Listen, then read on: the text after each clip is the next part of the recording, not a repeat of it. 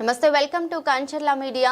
కడప జిల్లా బ్రహ్మంగారి మఠం మండల పరిధిలోని పలుగు రాష్ట్ర పల్లె రెవెన్యూ పొలంలో పేదల పట్టాలకు భూములు చూపకుండా సోలార్ కంపెనీకి కట్టబెట్టడం దుర్మార్గమని భారత కమ్యూనిస్టు పార్టీ సిపిఐ జిల్లా కార్యదర్శి గాలి చంద్ర పేర్కొన్నారు. అనంతరం మాట్లాడుతూ సోలార్ విండ్ పవర్ ప్రాజెక్టు కంపెనీకి మండల పరిధిలోని పలుగురాళ్ల పల్లె రెవెన్యూ పొలంలో 2023 సంవత్సరంలో 303 ఎకరాలు కేటాయించడం జరిగిందని, అయితే మరలా ఈ ప్రభుత్వంలో పలుగురాళ్ల పల్లె రెవెన్యూ పొలం 1938 సర్వే నెంబర్లో 153 ఎకరాలు, అదేవిధంగా పాపిరెడ్డిపల్లె రెవెన్యూ పొలంలో 418 నెంబర్లో 23 ఎకరాలు భూమిని సోలార్ విండ్ పవర్ ప్రాజెక్టుకు రెవెన్యూ అధికారులు ఇవ్వడం జరిగింది.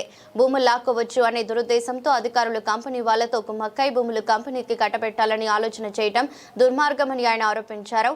ఎస్సీలకు భూములు చూపకుండా మొత్తం భూమిని సోలార్ కంపెనీకి అప్పచెప్తామంటే భారత కమ్యూనిస్టు పార్టీ ఆధ్వర్యంలో బాధితులకు అండగా ఉద్యమిస్తామని, భూబాధితులకు అండగా ఉద్యమిస్తామని కమ్యూనిస్టు పార్టీ సిపిఐ నిలబడి ఉద్యమించి వారికి నష్టపరిహారం ఇచ్చేంత వరకు పోరాడుతామని తెలిపారు. కార్యక్రమంలో సిపిఐ బి మఠం మండల కార్యదర్శి పెద్దలపల్లి ప్రభాకర్ బ్రహ్మం పాల్గొన్నారు. కడప జిల్లాలో మైదుకూరు నియోజకవర్గం బ్రహ్మంగారి మఠం మండలంలో పలుగురాలపల్లె గ్రామ పొలం 1938 సర్వే నంబర్లో దాదాపు 153 ఎకరాలు, పాపిరెడ్డిపల్లె గ్రామ పొలం సర్వే నంబర్ 418లో 23 ఎకరాలు, అంటే దాదాపు 176 ఎకరాలు ఎకోరియన్ అనేటువంటి సోలారు ఎనర్జీ సంబంధించినటువంటి కంపెనీకి ఈ సోలార్ పవర్ జనరేషన్ కోసం అని చెప్పి ప్రభుత్వం కేటాయించింది. అయితే పలుగురాలపల్లెకు సంబంధించినటువంటి దళితులకు ఇదివరకే 2007 అసైన్మెంటు కమిటీ ద్వారా భూ పంపిణీ ద్వారా 103 మందికి పట్టాలు కూడా పంపిణీ చేసింది గవర్నమెంట్.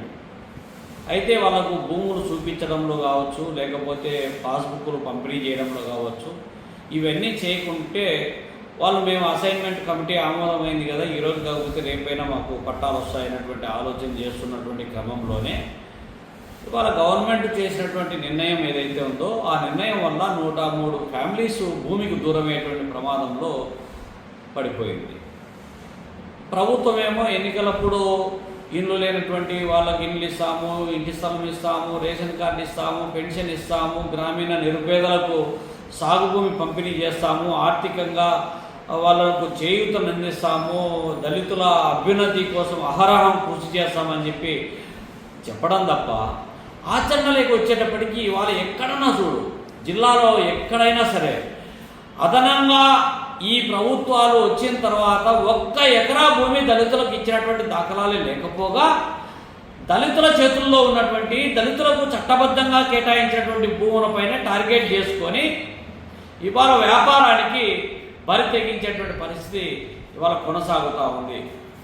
ఎక్కడైనా ఆధిపత్య కులాల చేతుల్లో ఉన్నటువంటి అసైన్మెంట్ కానీ లేకపోతే డీకేటీ భూములు కానీ ఉంటే వాళ్లకు ప్రతి సంవత్సరము గుత్త చెల్లించి ఆ లీజు అగ్రిమెంట్ ప్రాతిపదికన సోలారు లేకపోతే ఇతర ప్రయోజనాల కోసం సేకరించేటువంటి పరిస్థితి ఉంటే, కానీ దళితుల విషయంకి వచ్చేటప్పటికీ ఎలాంటి నోటీసులు లేకుండా, ఎలాంటి హెచ్చరిక లేకుండా, ఎలాంటి పరిహారం లేకుండా, ఎలాంటి సహాయం లేకుండానే అడ్డగోలుగా భూములు తీసుకోవడం అనేటువంటి చాలా దుర్మార్గపూరితమైనటువంటిది.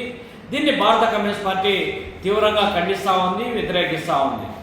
ఒకవైపేమో మైదుకూరు ఎమ్మెల్యే గారు పుట్టా సుధాకర్ యాదవ్ గారు పేదల కోసం, అర్హులైనటువంటి పేదల కోసం నేను కృషి చేస్తున్నానని చెప్పి ఒకవైపు చెప్తా ఉంది. ఇంకోవైపు పేదలకు ఇచ్చినటువంటి భూములను, దళితులకు ఇచ్చినటువంటి భూములను లాక్కోవడం అనేటువంటిది చాలా దుర్మార్గపూరితమైనటువంటిది. దీన్ని మేము ఖండిస్తూ ఉన్నాము. దీనికి వ్యతిరేకంగా ఎవరైతే బాధితులు ఉన్నారో వాళ్ళతో కలిసి ఉద్యమానికి శ్రీకారం చుడతాము. దీన్ని కలెక్టర్ దృష్టి కూడా తీసుకొని పోతాము, అవసరమైతే రెవెన్యూ మంత్రి దృష్టి కూడా తీసుకొని పోతామని చెప్పి కూడా హెచ్చరిస్తా ఉన్నాము.